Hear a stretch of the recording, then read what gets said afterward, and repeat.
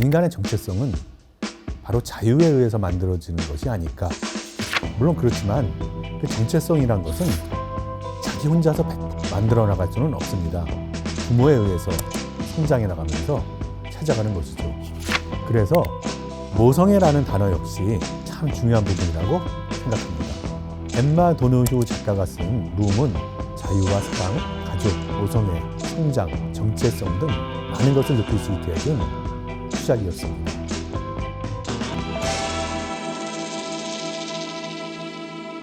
안녕하세요. 토마스 모어의 서재 속 영화관입니다. 오늘은 자유와 정체성에 대한 이야기를 엠마 도노휴라는 작가의 원작을 각색한 영화 룸을 토대로 이야기를 나누어 보겠습니다. 자유와 정체성. 저는 이 단어를 인간의 삶에서 가장 중요한 것 중 하나라고 정의하고 싶네요. 저도 스스로 자유로운 영혼이라고 생각하고 그렇게 다른 사람들에게 듣기도 하는데, 인간의 정체성은 바로 자유에 의해서 만들어지는 것이 아닐까 그렇게 생각하거든요. 물론 그렇지만 그 정체성이란 것은 자기 혼자서 100% 스스로 만들어 나갈 수는 없습니다. 바로 낳아주고 길러주는 부모에 의해서 성장해 나가면서 찾아가는 것이죠. 그래서 모성애라는 단어 역시 인간의 삶에서 참 중요한 부분이라고 생각합니다. 엠마 도노휴의 룸은 바로 그런 모든 것을 다 포함하고 있는 굉장히 뜻깊은 휴먼 드라마라고 생각합니다. 엠마 도노휴는 1969년 아일랜드의 더블린에서 태어났습니다. 20대 중반인 1994년부터 작품 활동을 시작했고 여러 장르를 넘나들면서 작품을 쓰면서 유명해졌습니다. 그 중에서 룸은 2010년에 발표된 소설로 전 세계에 대략 300만 부 정도 팔렸다고 합니다. 2008년에 오스트리아에서 있었던 아주 충격적인 감금 사건을 거기서 모티브로 얻어서 쓰여진 소설이라고 하네요. 즉 실화 소설은 아니지만 실제 있었던 사건에서 많은 영감을 받은 작품이죠. 그리고 이 작품은 2015년에 브리 라슨이라는 배우가 주연으로 영화화되었습니다. 그리고 감독은 아일랜드 출신의 레니 에이브러햄슨이 연출했는데, 엠마 도노휴 원작자가 직접 영화의 시나리오를 썼습니다. 원작자가 직접 각색을 했기 때문에 원작에서 중요한 핵심 내용을 아주 잘 압축해서 만들 수 있었습니다. 이 영화 룸은 처음에는 감금 스릴러로 전개가 됩니다. 17살 나이에 한 남자에게 납치된 소녀 조이. 조이는 무려 납치된 장소에서 7년간이나 갇혀서 지냅니다. 그 갇혀있는 공간은 불과 서너 평 남짓한 방입니다. 그 방에 갇혀서 아주 지옥 같은 삶을 살게 된 것이죠. 그런 와중에 임신을 해서 아이를 낳습니다. 그 아이의 이름을 잭이라고 지었죠. 거기서 태어나서 자란 아이에게는 그 방에 사는 것이 너무 당연한 것이었죠. 아이 잭이 5살 생일을 맞은 후에 엄마는 드디어 탈출을 계획합니다. 아이는 둘둘 말인 카페트에 몸을 숨겨서 밖으로 운반되고 트럭 윗좌석에 실려서 엄마가 알려준 대로 몸을 굴려서 빠져나오게 됩니다. 그때 태어나서 처음 본 넓은 세상을 보게 된 거죠. 그리고 극적으로 트럭 밖으로 나가게 됩니다. 그런데 바로 운전사에게 발견되지만 어떤 지나가던 행인의 도움으로 구조가 되고 그 트럭 운전수는 도망을 칩니다.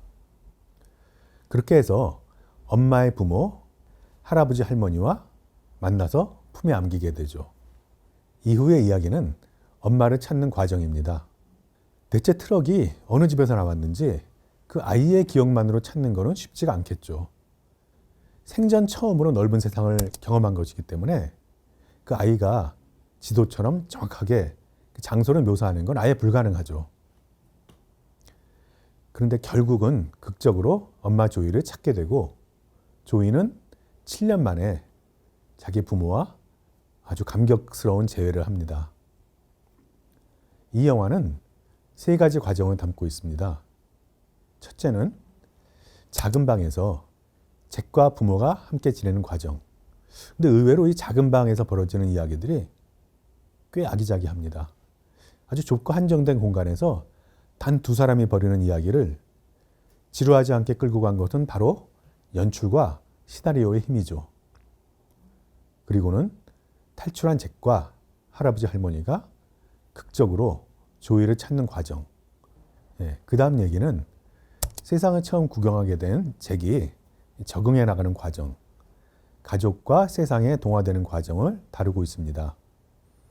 원작에서의 방대한 부분을 많이 생략하고 비교적 영화에서는 함께 공놀이를 하게 되는 옆집 형도 만나고 탈출 스릴러 영화처럼 전개가 되었지만 결국은 삶과 사랑 그리고 아이가 정체성을 찾아가는 내용으로 잘 각색된 영화였고 꽤 감동적이면서도 아슬아슬하고 재미있게 연출된 작품입니다.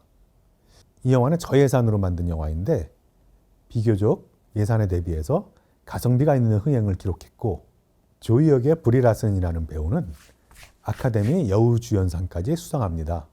사실 이 영화를 보면 잭을 연기한 그 아역 배우가 비중이 더 크고 영화를 보고 나서도 잭이라는 그 아역 배우가 더 기억에 남습니다. 태어나서 5년이 지나 진정한 가족의 품으로 돌아온 아이의 스릴러를 겸비한 가족 영화였고요. 이렇게 가족 속에서 자유와 사랑과 정체성을 갖게 된다는 그 과정을 엠마 도노휴 작가는 잘 표현하고자 했던 것 같습니다. 이렇게 어린아이가 탈출에 성공해서 엄마를 구하고 가족을 완성시키는 그런 비슷한 이야기는 이보다 훨씬 오래전인 1939년에 타잔 영화에서도 볼 수가 있었습니다. 그 영화에서도 불과 5살밖에 안 된 아이가 온갖 위험을 뚫고 아빠인 타잔과 엄마인 제인을 만나게 해줍니다. 아프리카 부족에게 잡혀서 죽을 위기에 처한 제인은 5살 된 아들 보이를 탈출시켜서 타잔이 있는 곳으로 보이를 보내고 보이는 창을 던지는 공격, 사자의 공격, 악어의 공격 등 여러 가지 공격들을 아슬아슬하게 피하고 극적으로 아주 험한 정글을 지나서 타잔이 있는 곳으로 오는데 성공합니다. 이 타잔 캐릭터는 에드가 라이스 버로스라는 작가가 만든 정글 속 영웅으로 여러 권의 책이 나왔는데 영화로도 많이 나왔습니다. 영화에서는 원작과 조금 다르게 타잔과 제인 그리고 아들 보이, 침팬지인 치타가 한 가족으로 등장하고 그렇게 가족 모험 영화로 다루어지고 있습니다. 많은 휴먼 드라마가 있고 철학 영화들이 등장했지만 이렇게 가족과 모성애를 바탕으로 자유와 정체성을 갖게 되는 내용이 휴먼 드라마의 보편적인 정서가 아닐까 그렇게 생각되네요. 그런 면에서 엠마 도노휴 작가가 쓴 룸은 자유와 사랑, 가족, 모성애, 성장, 정체성 등 정말 인간이 태어나서 자라면서 그리고 성장하면서 완성되는 부분에 대해서 많은 것을 느낄 수 있게 해준 수작이었습니다. 우리나라에는 조금 덜 알려진 영화이기도 한데 저는 이 영화를 적극 추천해드리고 싶습니다. 그러면 지금까지 함께 해주신 구독자 여러분들께 감사드립니다. 타잔 영화에서 5살 된 소년이 극적으로 탈출해서 아빠인 타잔을 찾아가는 장면으로 토마스 모어의 서재 속 영화관을 모두 마치도록 하겠습니다. 저는 영화 파워 블로거 이규웅 토마스 모어였습니다.